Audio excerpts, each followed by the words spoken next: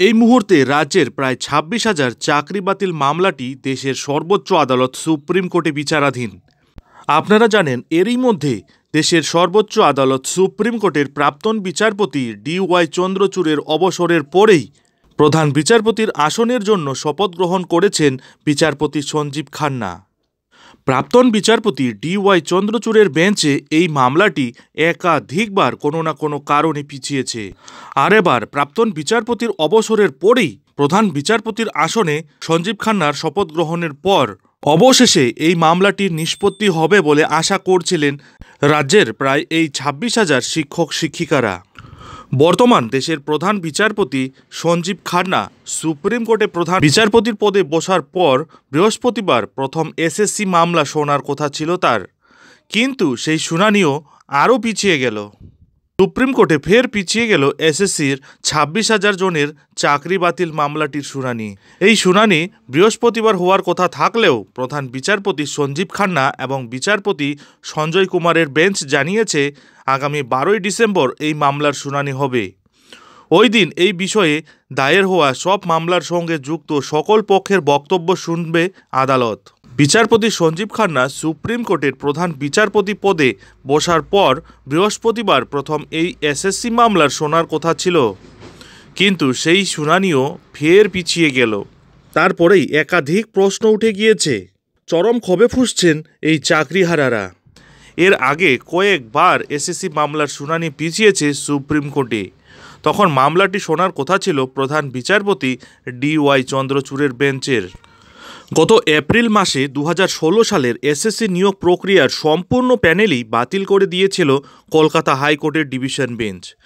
বিচারপতি দেবাংশু বসাক এবং বিচারপতি মোহাম্মদ সব্বর রশিদির ডিভিশন বেঞ্চ ওই রায় দিয়েছিলেন। তার ফলে ২৫,৭৫৩ জন শিক্ষক শিক্ষিকা এবং শিক্ষাকর্মীদের সরাসরি চাকরি চলে যায়। এই রায়কে চ্যালেঞ্জ করে ৪৮ ঘন্টার মধ্যেই সুপ্রিম কোর্টে যায় রাজ্য সরকার। সেখানে রাজ্য এবং মধ্যশিক্ষা পর্ষদও মামলা দায়ের করেছিলেন। শীর্ষ আদালতের দ্বারস্থ হন চাকরিহারাদের একাংশও। গত বৃহস্পতিবার সেই মামলারই শুনানি হওয়ার কথা ছিল। তবে প্রধান বিচারপতির বেঞ্চ জানিয়েছে পরবর্তী শুনানিতে মামলার সঙ্গে যুক্ত সকল পক্ষকে উপস্থিত থেকে বক্তব্য জানাতে হবে ওই দিন। কলকাতা হাইকোর্টের রায়ে চাকরি বাতিলের পাশাপাশি যারা মেয়াদ উত্তীর্ণ প্যানেলে চাকরি পেয়েছিলেন, যারা সাদা খাতা জমা দিয়ে চাকরি পেয়েছিলেন, তাদের বেতন ফেরত দেওয়ারও নির্দেশ দেওয়া হয়েছিল। ৪ সপ্তাহের মধ্যে ১২% হারে সুদসহ বেতন ফেরত দিতে বলা হয়েছিল ওই চাকরি প্রাপকদের।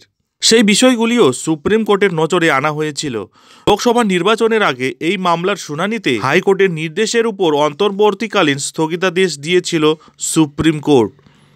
পরের শুনানিতে তৎকালীন প্রধান বিচারপতি DY চন্দ্রচূড় জানিয়েছিলেন তার বেঞ্চ আগে চাকরি বাতিল মামলার সঙ্গে যুক্ত ৫ পক্ষ অর্থাৎ রাজ্য, SSC, CBI, মূল মামলাকারী এবং যাদের চাকরি নিয়ে বিতর্ক তাদের বক্তব্য শুনবে। তারপরেই এ ব্যাপারে পরবর্তী নির্দেশ দেবেন। তারপরে একাধিকবার শুনানির দিন বদলেছে। গত বৃহস্পতিবার বর্তমান প্রধান বিচারপতি সঞ্জীব খান্নার বেঞ্চে মামলাটি শোনার কথা ছিল, তবে ১ সপ্তাহ পিছিয়ে গেল ফের সেই মামলাটি।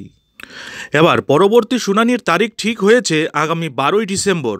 ওই দিন মামলাটির সঙ্গে যুক্ত সব পক্ষের বক্তব্য শোনা হবে বলে জানিয়েছেন শীর্ষ আদালত।